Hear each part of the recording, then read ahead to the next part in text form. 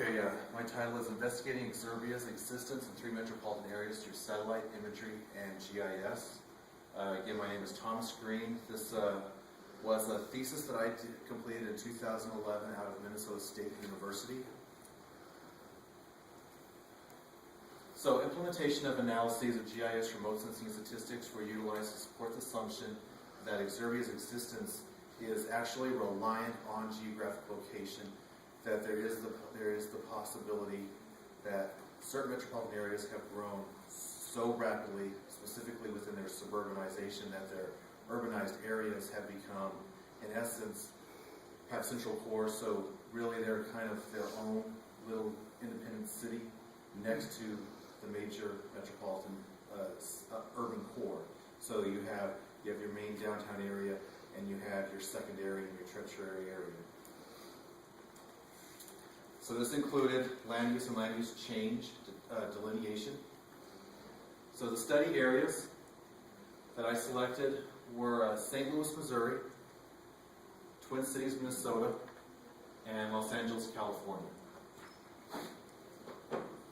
So, brief background of exurbanization. Term exurbia was initially introduced in 1955 by Augusty C. Spektorsky in his book, The Exurbanites. The term was first used by him, and since then it has evolved, but with serious debate on how exurbia has potentially changed. Some scholars have argued that exurbia is just nothing more than just an extension of America's growing suburbia. Others still insist that it is separate and it should be classified as such.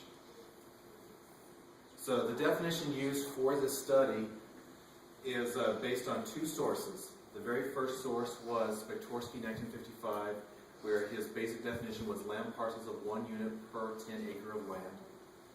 And Galster et al. 2001, he has 4 of his 5 main points, which were density, average number of residential units per square mile, concentration, degree to which housing units are located disproportionately in relatively few square miles, centrality, degree to which residential development is located close to the central business district, and nuclearity, extent to which the built-up environment of an area is characterized by a single, highly dense node pattern of development. So the process of my study, it began with analysis of 1990 and 2000 satellite imagery of metropolitan areas within the 48 lower contiguous United States. Once the study areas were selected, which were the 3 I just named, 1990 and 2000 census tract data was located and analyzed. Now, data preparation in ERDOS. Images were geo-rectified and classified to delineate land cover and possible land cover change through ERDOS Imagine. Bright red is high density, blue is water. The bronze-ish yellow color is low density. Agriculture and bare soil is your gray, and vegetation is your green. And that is the Twin Cities. Data preparation in ESRI, ArcGIS. Selected census tracts were then converted to vector format to open in ArcGIS. They were overlaid to the corresponding satellite image through ESRI, ArcGIS.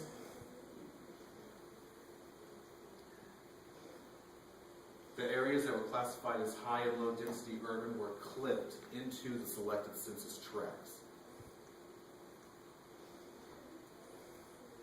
So here's a side-by-side comparison, 1992 and 2001 satellite imagery and the corresponding census tract, 1990 and 2000. Images above illustrate selected areas that may have exurban developments and how these areas have changed over time. So the potential exurban developments are here in the pink, and you have your high and your low density, and you can see this outline right here. This is a select census tract. You can see up here in this upper corner of the Minneapolis metropolitan area just how more densely urbanized in high and low density, that this series of census tracts up here became in 2000 in relation to what they looked like in 1990. So you can see that there was definite urban dispersion that was going on in the Twin Cities metropolitan area, particularly right here in the northern part of the metro area. So statistical methods. The statistical methods utilized for this study were the Shannon entropy, one-way ANOVA, and the Tukey test. Shannon entropy determined the level of compaction or dispersion within the selected census tracts. The ANOVA assisted to determine if a difference existed between the three study areas. And the Tukey test uncovered which study area was different if a difference did exist. So Shannon entropy, it's a theory introduced by Shannon and Weaver in 1949 to analyze the equal plane of variables to find randomness within a spatial spread. The scale was set from 0 to log e. The closer to 0, it means that it's very compact. The likelihood of exurban development within that selected census tract is probably highly unlikely. It's compact area, high density, mostly urbanized area. Calculation was possible by taking the total square mile of the selected census tract and then compare the square mile of the area classified as high and low density urban.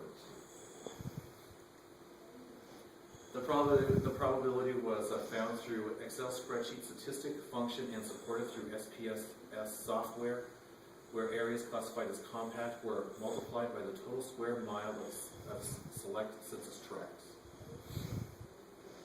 One-way ANOVA was included in the analysis to support the Shannon entropy and determination of a difference within one or more of the study areas if a difference existed. The two separate one-way ANOVAs were implemented, one for 1990 for the satellite imagery and census, and another one for 2000 imagery and census data. And finally, the Tukey test, again, included to determine which study area may be different. So the results of the entropy,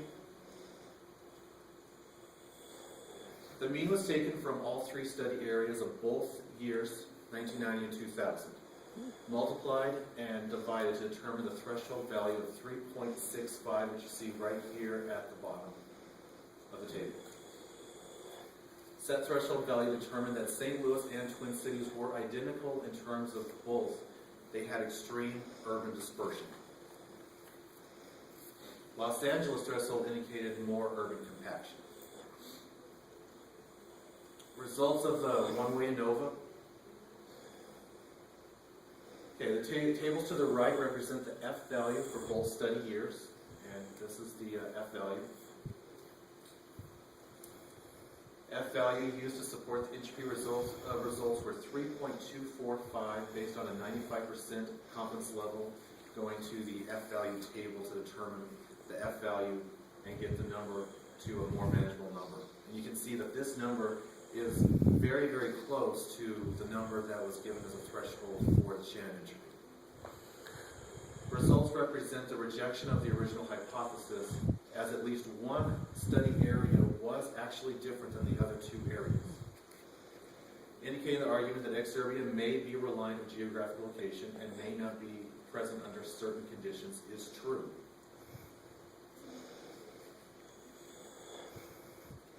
So here are the results of the Tukey test. Table indicates Los Angeles as a study area that is significantly different from the other two areas. As you can see here on the test, you have St. Louis and Twin Cities. It says there really isn't any significant difference. They pretty much have the same type of urban spread or urban sprawl outward, and the likelihood of exurban development is still present. So this supports the entropy and the one-way ANOVA finding, as Los Angeles was the only study area to fall below the set threshold value for one or both study years. So discussion and conclusion. St. Louis and Twin Cities were determined to have more in common than Los Angeles. As the existence of exurbia is still present, but have moved further outward from the Central Core area.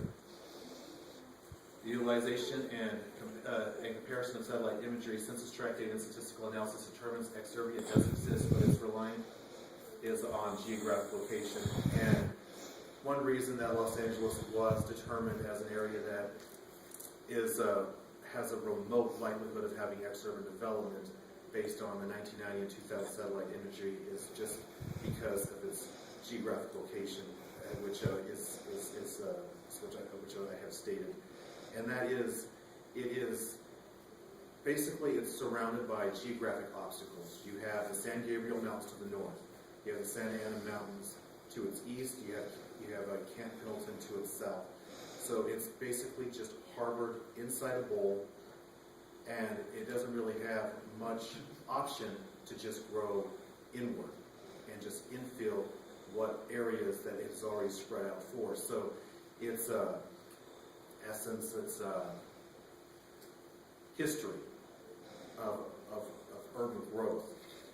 It was so rapid during the 1950s all the way to the 1970s that it really doesn't have any further outward growth. Whereas the Twin Cities and St. Louis, they're not hampered by protected national forests. They're not hampered by a huge military complex. They can still grow further and further outward. So final remarks. Study could have benefited from dark object subtraction, a function available in Arados Imagine. Presence of ecological fallacy will remain as the United States Census Bureau is prohibited to release individual information of a citizen. Image classification is dependent on the analyzer, as spectral reflectance levels between land cover may appear similar, such as high density and rural areas. High density and rural areas, before you turn around and you make your classification and decide to determine what color you want what, when you were actually looking at the image of that initial satellite imagery, you will notice that a lot of times the high density urban areas can radiate a similar color reflective level as bare soil or just open land. So you have to zoom in and you have to determine what you say is, okay, this is definitely bare soil, agriculture, open land. This is definitely urbanized area. And so it's really dependent, and then it also depends on what you want to classify as high density urban and what you want to classify as low density urban. Would have been interesting to see how the results may have differed if all 5 of the initial suggested study sites were included: Atlanta, Georgia, and New York City. The reason why I did really want to include these in my thesis was the fact that New York City probably would have helped support Los Angeles in the essence of likelihood of exurban development is probably not as likely as it would be St. Louis and the Twin Cities. Now, Atlanta, Georgia would have been a really interesting one to throw in there just because Atlanta, Georgia, same thing as St. Louis and Twin Cities. They have that wide open space that can just keep growing, but Atlanta has grown so exponentially outward in all areas that it is a city that you start to wonder where is its limits going to lead.